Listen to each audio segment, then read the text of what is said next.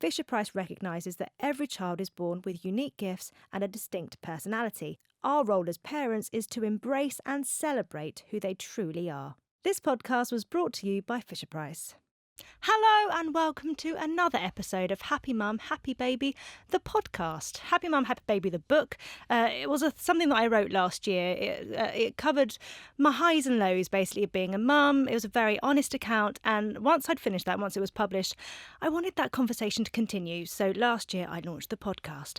We're now on the second series. Today's guest, well, it's a bit of a different guest for a start. It's a man. I mean, you can hear the breathing properly. That was a definite male sniff. But he's also a survival expert, a TV presenter, an ex-elite forces operator. Yay! And a dad of 5. It's Middleton. Thank you. Thanks for having me. No problem. Dad of 5. That's a lot of kids. Yeah, I started young and I just love kids. What people don't realise with me is that kids are like my kryptonite. You know, I love kids. And my eldest is 16 and my youngest is 1. So I've got quite a wide range there. So is that good though? Do the older ones help out? Yeah, they're excellent. You know, we've got a very strong family unit bond. So I've got a 16-year-old who lives with his mum in Portsmouth from a previous relationship. Right. So he's pretty grown up and he just comes and goes as he pleases. And with my wife now, Emily, I've got a 10-year-old daughter, an 8-year-old son, a 2-year-old daughter and a 1-year-old son. So I've got boy, girl, boy, girl, boy. I pre-ordered them. So I was lucky. That was pretty special. And are you done or are you growing more? No, I'm done. I would have a couple more, but, you know, I think I put my wife through the mill. We've got a lovely little family going on, and it I just seems count that my way lucky on your stars. Instagram as well, because you're so lovely in how you post about them. I saw your post the other day about kissing your little one. And how every photo is a kiss. I love my kids. You know, it's one of those where that's my downtime. That's what relaxes me. That's where I'm at peace. Really, is when I'm at home. I've got the kids climbing all over me because it just takes my mind off of everything.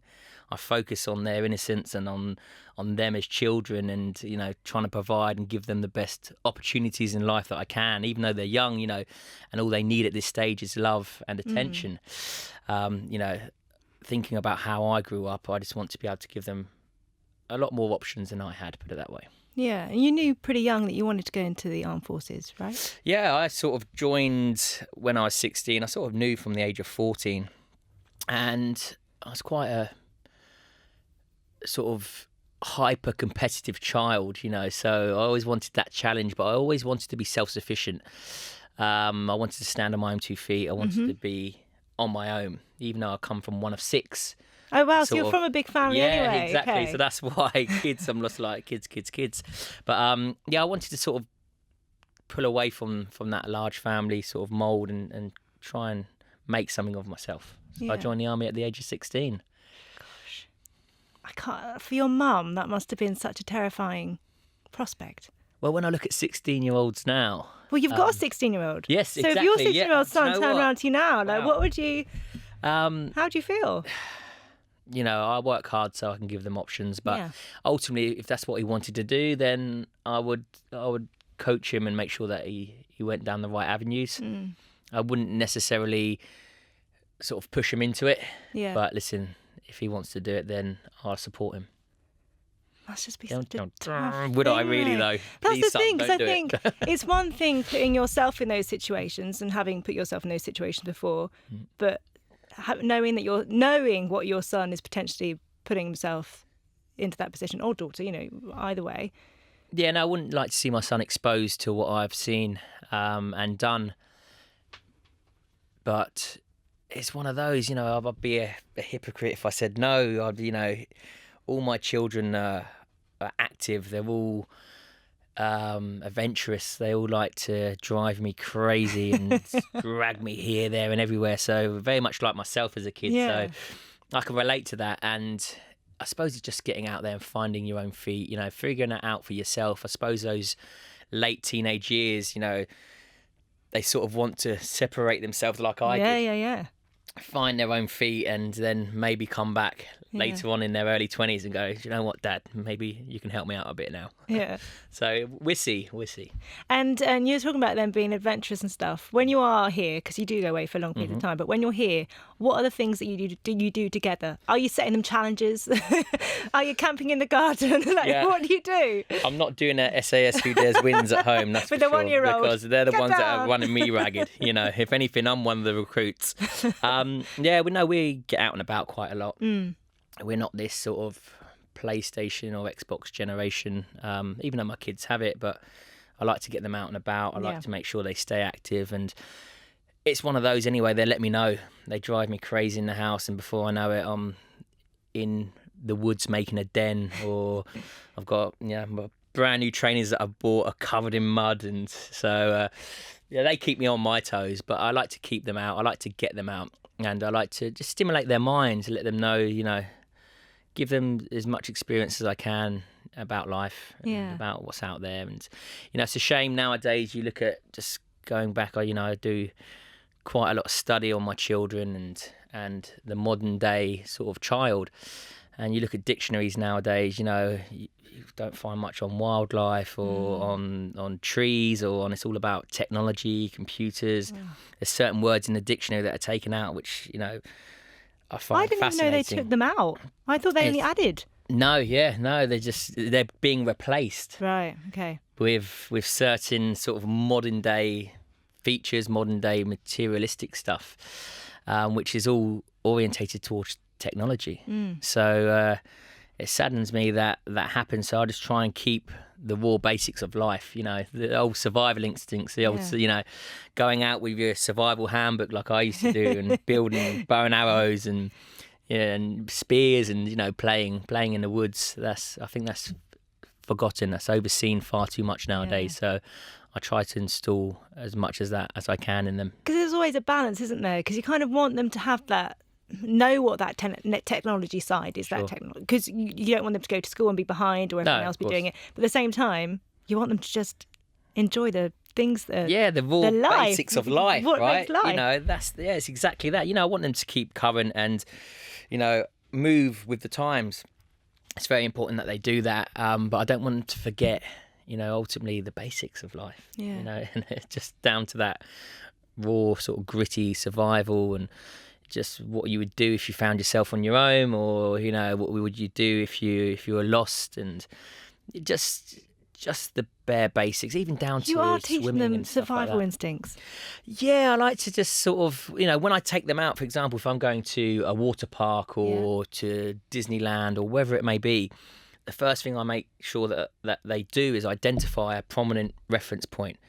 Kids, if you get lost, you make your way back to this reference point. There might be a big dome with something on top of it, and halfway through the day I say, where's the dome? And they look around and go, there. Right, where do you need to go? Right, I need to stand at the bottom of that dome at the entrance, and if we ever become separated, I'll come and find you.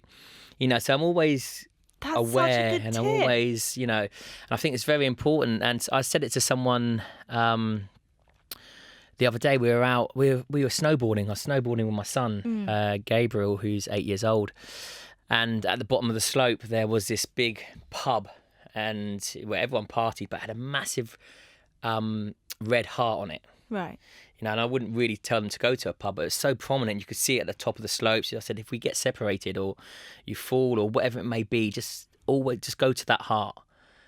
Go to the heart, and I will find you. So the moment I find, I see that you're separated from me, just go there, wait there, because I will be there. So it's just little things like that. And my pal who's with me is like, wow. And, I'd never think about saying anything like that. But you never know what will happen. I could be out of control and go zooming down that hill, get separated from my son. Yeah. And then before you know it, right, where are we meeting? At the Red Love Heart. Oh. So... I love that. And you've got really little ones, 1 and 2. Yes, correct. And am I right in thinking that when you were filming, you booked to come back on a due date? And is that right? Yes. Can you hear me? It's out there. Yes, that is true. How did your wife feel? How did you feel knowing that this was going to be... I know you're one that's, you do these things for your family, Yeah, sure. and it's a massive opportunity.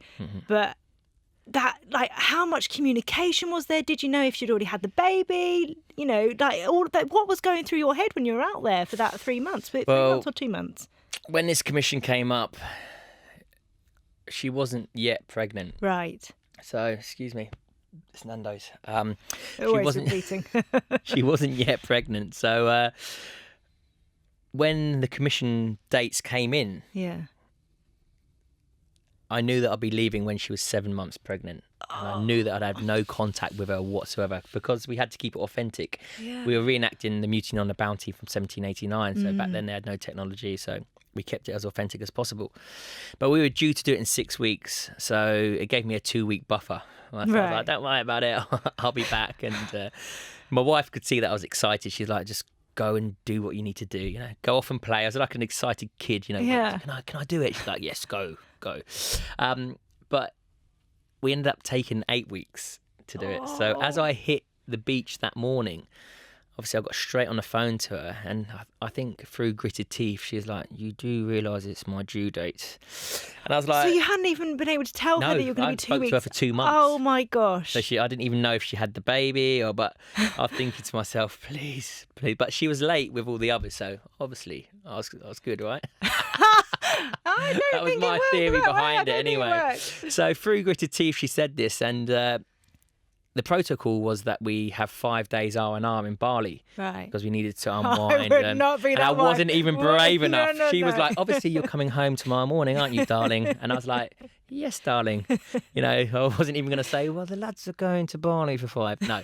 So I flew back the next morning, and 3 days later, Bly How was it being was on that born. boat though? Or any of the challenges that you do? Because I know, I mean, that one was it must have been even strenuous for you. Sure. The Yeah, of course. SAS Who Dares Yeah, Wins, I'm it's the more, instructor. it's different. yeah. How is it going through things like that, knowing that your family at home and that you can't, like, what part of your brain, how can you separate it? Are you thinking about your family? Are you thinking about what you're doing? Do you have to just think about what you're doing? You know, and obviously it's obviously very different to when you're actually out on tours and stuff, you know, on operation. I treat it like I'm out on an operation. Right. I treat it like I've got a job to do, you know, and I need to focus on that job, especially with mutiny. It was a serious job. Right? Yeah. You know, I was responsible for 8 individuals. Looks We're on the high scary. seas. They're unpredictable. You know, you're never going to win against Mother Nature, so you have to treat it with respect, but know how serious it can be. So I sort of cut off like I did when I was on operations. I didn't let that thought process enter my mind. However, realising during the journey that I wasn't on operations and I wasn't getting shot at, and, you know, the likelihood of me coming home was very, very high. Yeah. The emotions and thought process start to kick in. You start to think about your family, you start to think about your children.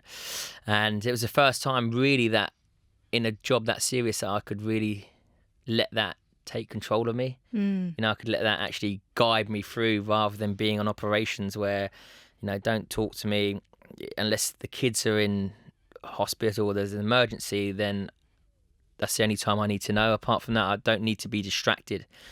And it was quite selfish of me, don't get me wrong, but is that was my way of coming home. That was my way of making sure that I could get home to my family by cutting them out.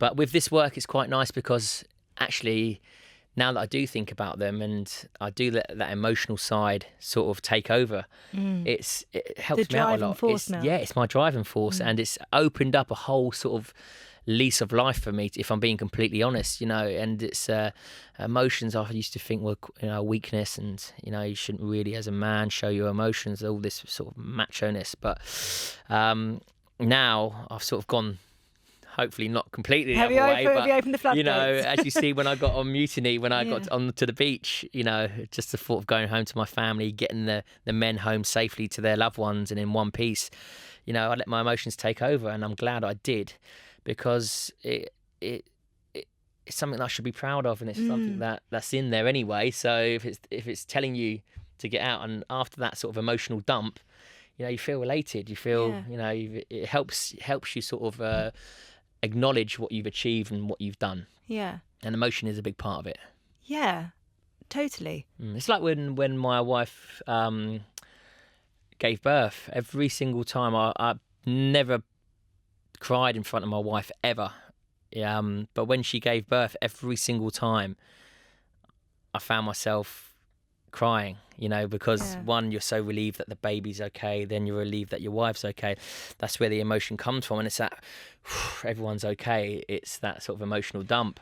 Also, doing what you do, or, what you used to do as well, where you do see horrible things and it's awful, and then it comes back to this really simple thing of life, and this beauty of life, and how innocent that baby is, and of course, and you'd do anything. And I think at that moment, it the world seems to make sense. Isn't it? Yeah. No, I remember when I first came off of a tour from Afghanistan, and my daughter, my daughter was born 10 days before my first tour of Afghanistan.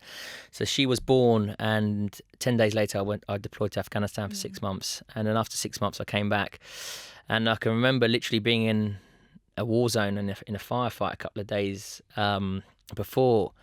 And then a couple of days later I found myself playing with my daughter's dolls in her room. And my wife was just like, it's such a special moment that you can go from doing that to actually being, and I can only describe it as completely at peace. Really? Where I'm just there playing with a doll with my daughter that I barely know, but that I need to get this time back. I need to, it's unconditional, isn't it? You can't really explain it. It's just like that innocence you just want to wrap up and just protect and hold forever. But it's a funny feeling, and then you just have to sort of wrap her up before you go and just pass her on to mum. Yeah. And go off and do what you need to do. I think it's reciprocated. Yeah. I think it's so important that mother and father figure both have those roles, because all you're doing is you're juggling, right? So you're just like, right, okay, yep, full attention, full love, right, full attention, full love, Yeah. And I was brought up without a father, so I think that's why I'm such a compassionate father, is because I didn't have it when I was young. Do you ever worry about what you will miss when you're not there? Is it getting harder now that you are letting that emotion in? Yeah, it does get harder, because my children are like, how long are you going away for? And I remember when I went to Afghanistan for my last tour, it was more than 100 days, but the children were like, you're away for 100 days, so like that's like a million to them, right? Yeah, so yeah. it was more than that, obviously, but it affects you. You think to yourself, right, what am I missing? I grew up without a father, and I don't necessarily want to be away more than I'm there. But then there are sacrifices that you make in life to build this family, as long as they're not permanent. Yeah. And as long as you make a sacrifice to get to a certain goal, then you change those sacrifices and those priorities to keep building on this family and keep building your empire. Then you've just got to sort of come to terms with, actually, that's a sacrifice that I need to take during this period of time. And then after that, I'll rectify it. I'll move on to a different sacrifice or a different priority. As long as that doesn't roll on, keep rolling on, where which my whole is so career, easy to do. of course it is. It gets carried away with you, doesn't it? Even as a mum, work is just like, before you know it, you're paying the bills. You're working, you're enjoying your work, and then, wow, I haven't seen you for a couple of months, and it's just like, Daddy, I want you home now. Yeah. And I know there is an element of it. It was a job, and it's what you've trained to do. But every time you went away, especially in certain trips, there was an element of. Was there an element of you might not come back? Like, how do you and Emily, how would you work that with the kids? Like, do you just switch off at that goodbye? Are you kind of like, I can't even, is it something that you don't even think about? No, I never put that in my mindset. I always knew that I would be on that plane home. I always knew I'd be on that helicopter home after a mission. And that was just the mindset. Because if it's in your mind at all, then it's all mindset. Yeah. And it's all just positive thinking, so I wouldn't let that sort of, even if it was a day before I went on operations, I wouldn't change my family routine. It would just be as if I was going to work. Right. Like, goodbye, darling, goodbye, kids. Really?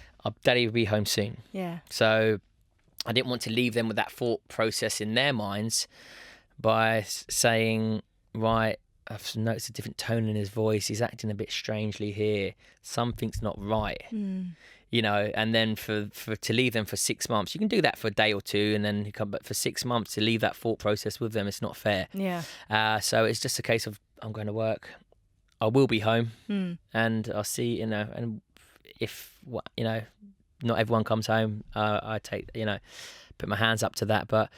Yeah, I was one of the fortunate ones that did, and I just always made sure that they were solid in the mindset that that I left them in a good light, and that's why I wouldn't contact them that much when I was on operations. I didn't want them to, or even my wife to, hear that nervousness in my voice. Or I remember I called her one day just before I was going to go on a really, really, really big operation. It's only because I was the first man in, and then we had to navigate through a minefield. And I thought, if any time's going to come, this is going to be the time. And I remember phoning her up, and she was like, "What's wrong?" Straight away. Really? "What's wrong?" And I'm like, "No, just to let you know that I love you." And she's like, "And what are you doing?" You know, it's as much as I needed that clarity of mindset, she was happy that she wasn't exposed to anything. That's the way she dealt with things as well. So she would just concentrate on the kids and what she had to do. But that was the one time, and you know, and I thought to myself, God, I've gone against my own rules here, you know. And Well, I guess that sort of shows you that actually no, there's a of reason course. why you had those rules, and you know, to keep them there. So it's but you do everything to, you know, they've been my driving force, as you well know, being a parent. You know, my wife and my children are the reason why I want to come home, why I'm not reckless, why you know, I do the things that I do, is because ultimately it's all for them, right? Yeah, absolutely. One thing I am interested about is, as well as everything else, the transition period of you coming home. Because I've got friends who are actors, and they go off for a couple of months, and they might have Skype and Facebook, might have Skype or things like that, and they still get to see their kids. But when they come back, there's still a period where the kids are unsure. Everyone's sort of learning their feet. Like, I have it if Tom's away for like 3 weeks. You're all kind of learning how to be together again. What's that like when there's no communication? Just exactly the same. Really? You know, I come home, I ruin her routine. The kids can do what they want. I know. She's like, "Will you just go back to work?" But no, I'm glad to hear that, because that's what happens at home. Yeah. For those 2-3 weeks, it's chaos. You know, Emily's out of her routine. The house is a mess. You know, the kids are just doing what they want to do. They're knackered because I'm letting them stay up because Daddy's home. And it's meant to be easier because Daddy's home. I know. Everyone's looking forward to, and you know, you just got to get past that period, and then all of a sudden everything just falls into place again. And but then before you know it, you're away again. Yeah. So no. What would you say is your role within the house? I mean, everyone always says, you know, either strict one or not. I don't think there's necessarily that line of, I don't think one parent is the strict one. But what are you like as a dad? Because obviously we know you as this tough disciplinarian. I'm not that.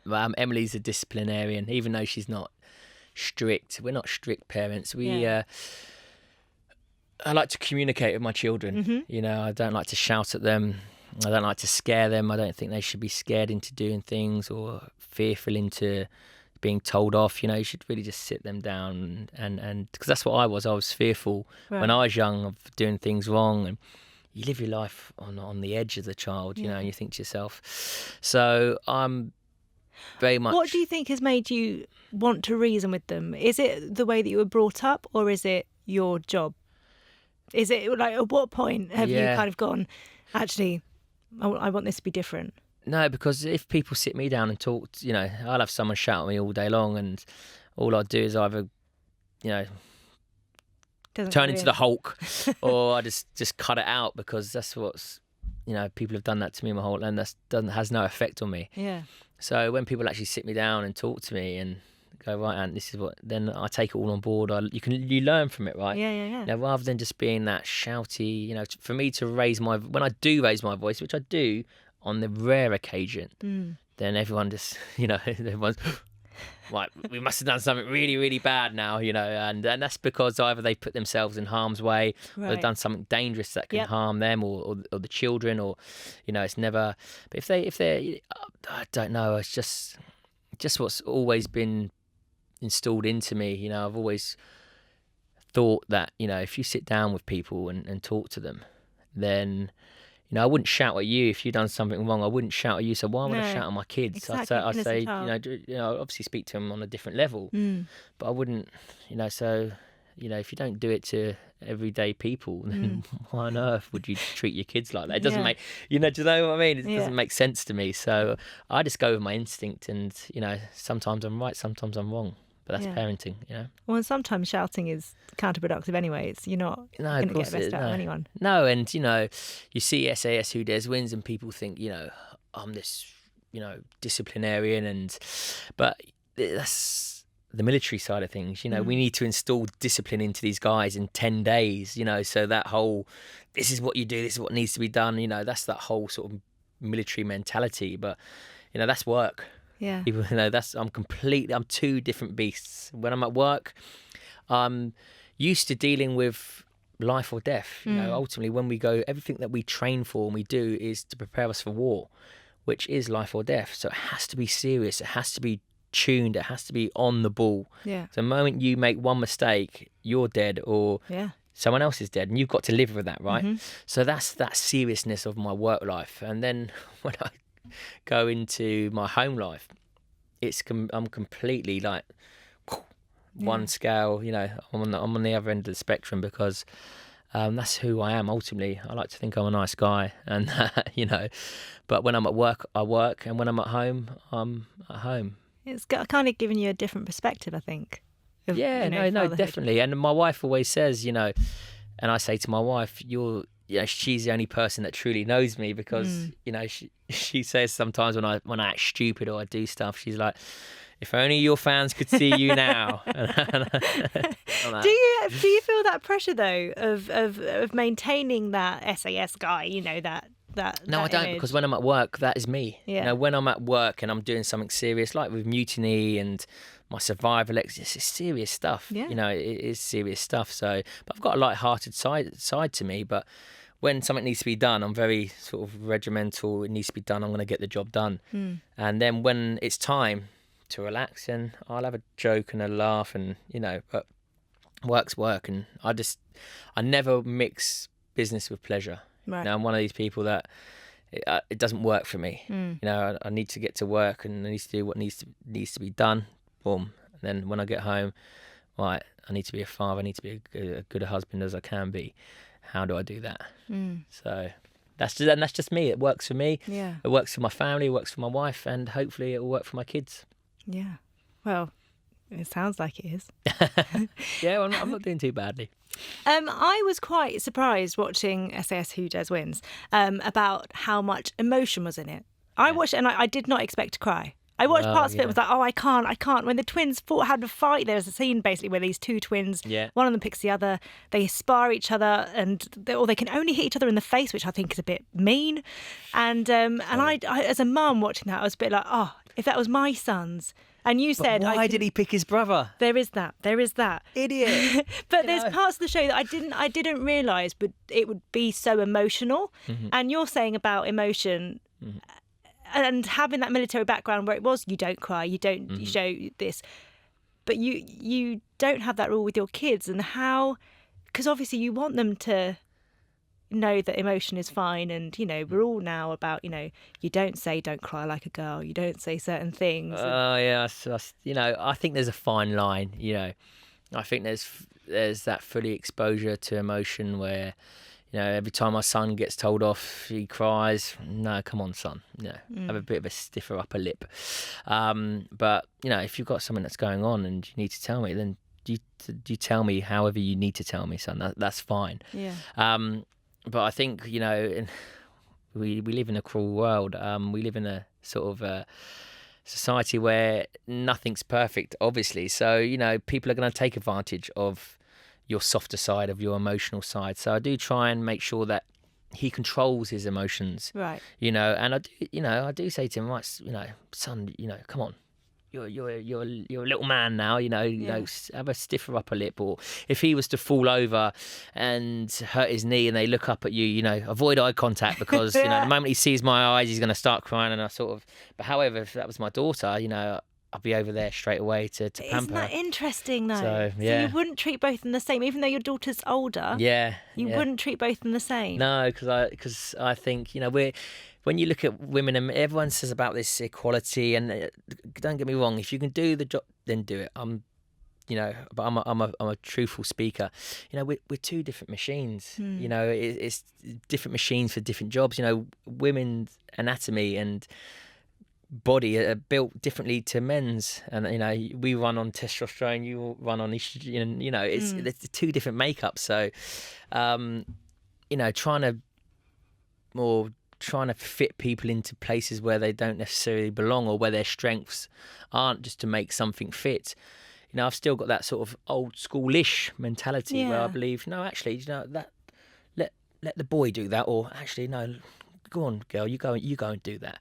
I don't, and whether it's right or wrong, or I just think that the men need, we need to look after our family. We're the protectors of our family. That's what women actually go to men for protection, ultimately. And the children come, and when the children are ill, they go to mummy because they want a bit of attention. That's just human nature. That's nothing that we've taught the children. My child's 1 year, my Bly is 1 and my daughter's 2.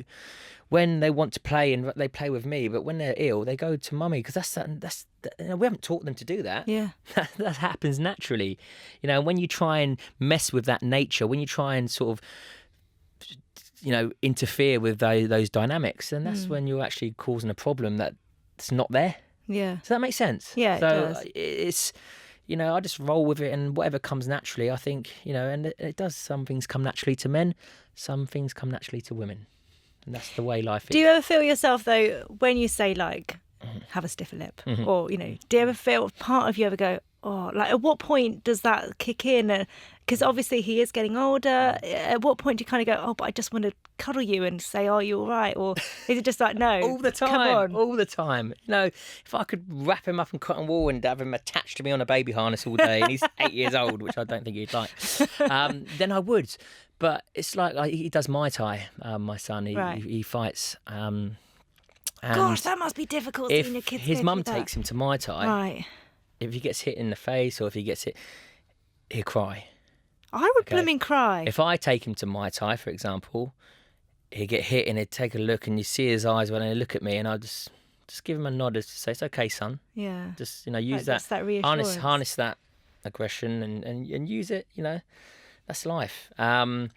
So my wife doesn't take him. When I'm there, she's like, right, you're taking him, because he'll go there and then he'll enjoy himself a bit more, because it's just that, that manly thing. It's not being sexist. It's not being, non-PC. I'm just saying it how it is, and I don't bring them up to treat them differently, but it's just different attractions. And don't get me wrong, when my son looks at me, I feel his pain, and I want to take him out the ring. Yeah. But he enjoys it. When he comes out of there, he goes, Dad, I got hit, but I could, done that. But you see that kick that I done, and and you're just preparing him for life.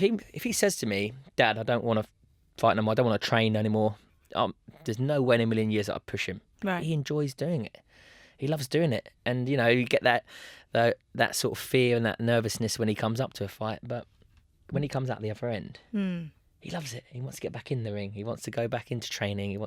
So, there's saying the right things, and then there's doing the right things. But, with this day and age, a lot of people say the right things and then they do the opposite. Well, right. I don't. I'll say it how it is.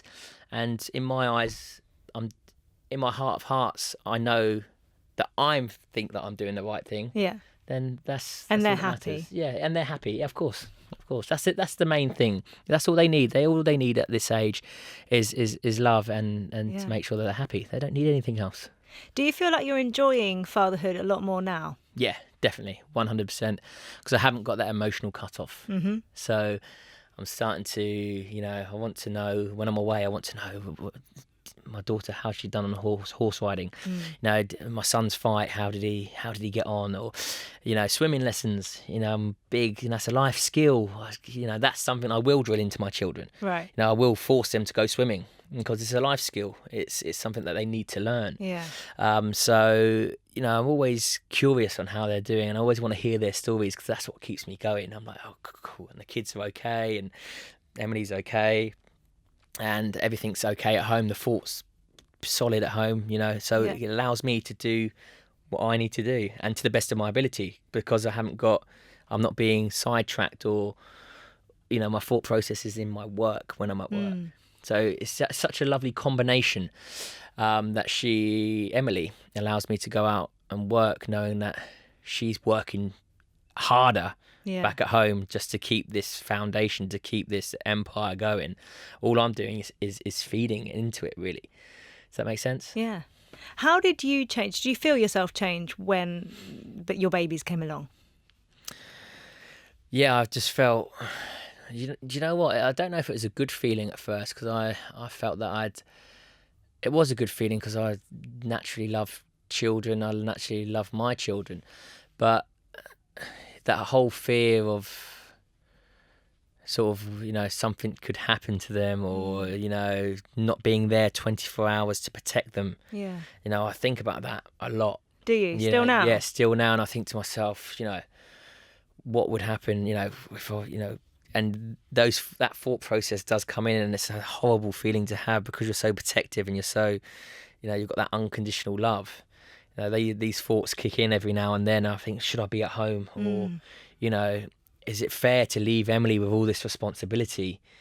But then you look at life and you think, well, actually, that's life. You know, I've got all this responsibility to make sure that they've got clothes on their back, that they're you know, that they've got a roof over their head, that they're happy. Yeah. That's a big responsibility. And in order to do that, you have to have this balance between work and family. That has to work in sync. The moment one crumbles, the other will crumble behind it, you know. And obviously the main priority is my family, so I naturally feed off that. But very closely comes work, and they sort of bounce off each other, and they feed each other. And if you can get that right, and you can get that balance right, then you enjoy work, you enjoy your family life, because it's feeding each other, it's flourishing. Right? At the moment you sort of get just, you know, like, I don't go out, I don't, you know, socialise too much nowadays, or when I do, it's a coffee. I'm quite boring nowadays, but it's because I've got this balance so right, and I'm loving life at the moment, that I don't want to mess it up.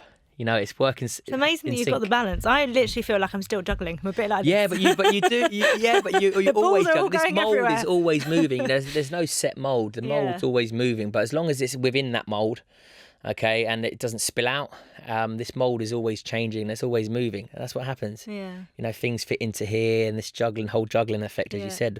But as long as you're keeping that juggling effect within that mould, then it works. It works for me anyway. I love my life at the moment because I'm literally bouncing from work to family, work to family, work to family, and I haven't got time for much else, and I'm loving life.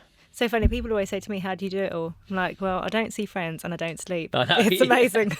Yeah, it's like when I went on Mutiny, you know, I'd had Proseus, who was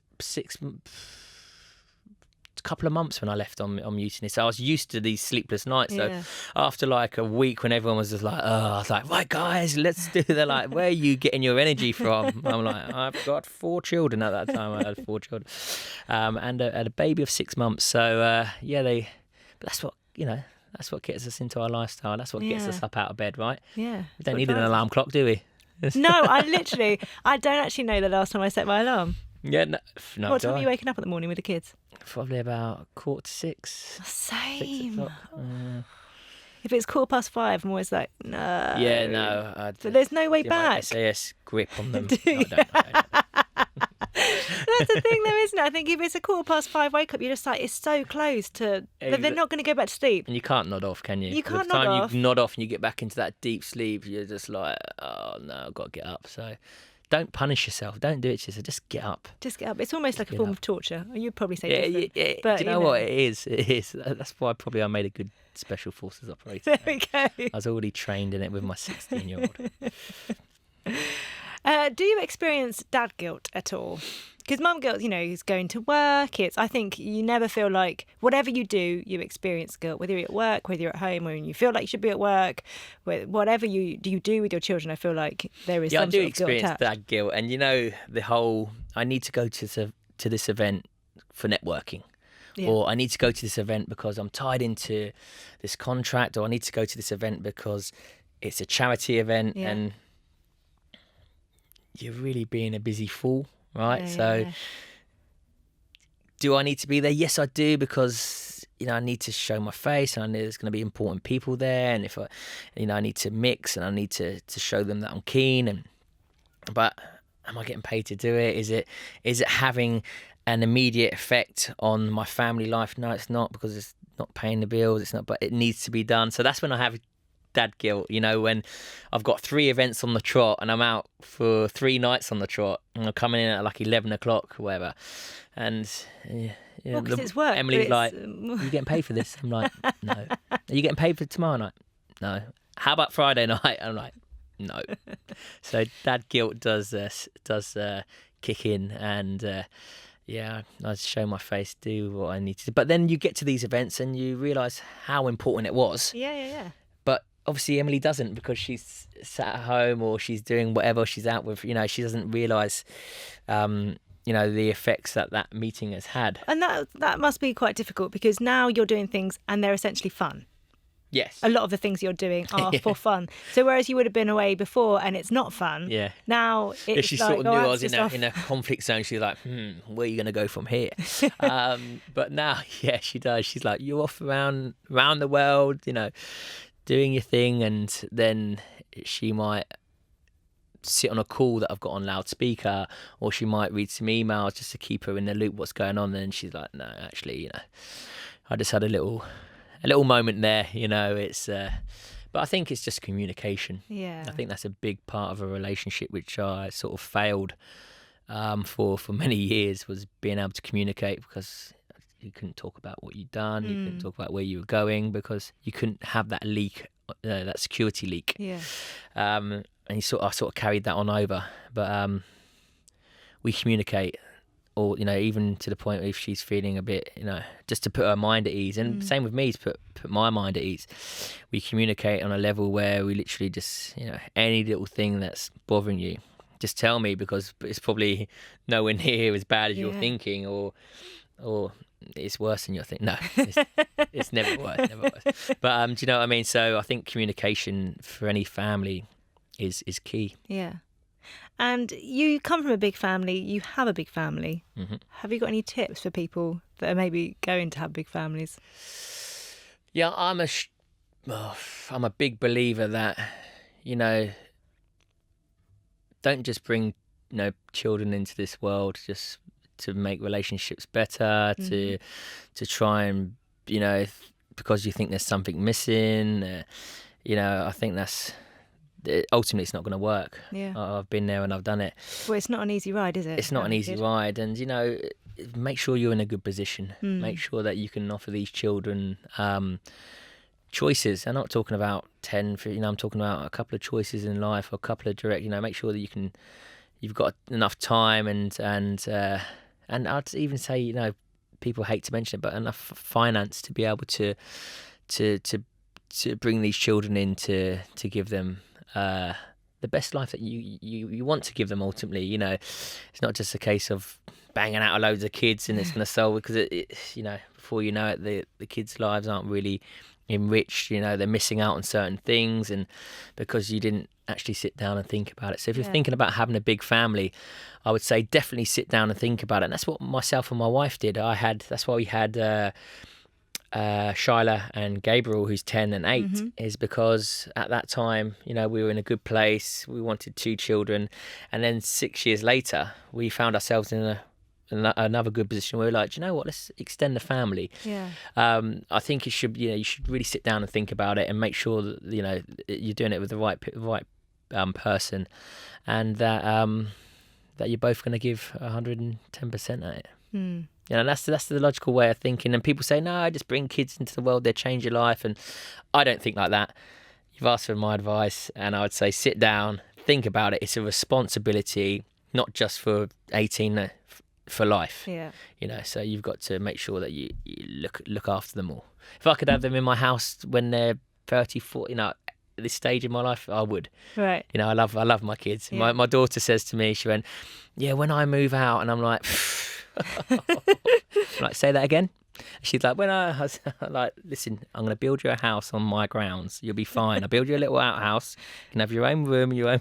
See, I've read something where you said about not wrapping, we shouldn't wrap people up in cotton wool. No, we shouldn't. When it comes to your kids, though, is there an element of you just wanting to go, stay with me forever? Yeah. I'm like that. Keep wrapping. Big reel of cotton wool. No, but that's my inner circle. That's sort of like my Garden of Eden as such. Do you know what I mean? That's where I re-energise. And then I get sort of let out into the world and go and do what I do. Bring what I need to bring back. Re-energise. Boom. That's how very much I look at it. Yeah. So a lot of people say to me, "Ant, you've just finished Mutiny and now you're going back. You know, you should be resting and you're going back to a family of 4 or 5 when Bly was born." Yeah. But for me, that is my downtime. Yeah. You know, it sounds strange, but then, you know, I've got baby climbing up here. I've got one that's hitting me with a tennis racket. I've got one that's throwing a football at me, and I'm just like, do you go to any baby classes? No. I do read up a lot about, you know, being a parent. Yeah. Not that I'd sort of, you know, go to what anyone else says, because I think you naturally feel what's right and what's wrong. Yeah, you right? do what's right for you. Yeah, of course. But, you know, I find it interesting that at the age of 7, children develop their personalities. And that's why, you know, the 7 first years of their life, or 7, 8, are really important, because once they develop their personality, it doesn't really change thereafter. Mm-hmm. You know, they learn their rights from their wrongs and their characteristics, but those first years of their life, that's when their personality is sort of set in stone. Yeah. And that's why you have children who, you know, they've had a bad upbringing for the first 8, 9 years of their life. They might have a thing, but they always revert back to the personality, because that personality. And I found that quite interesting. And when I look at the first 6, 7 years of my life, I had a loving father, really loving. It passed away when I was 5. Right. And then I sort of had this sort of iron fist stepfather come in straight away from the age of 6 onwards.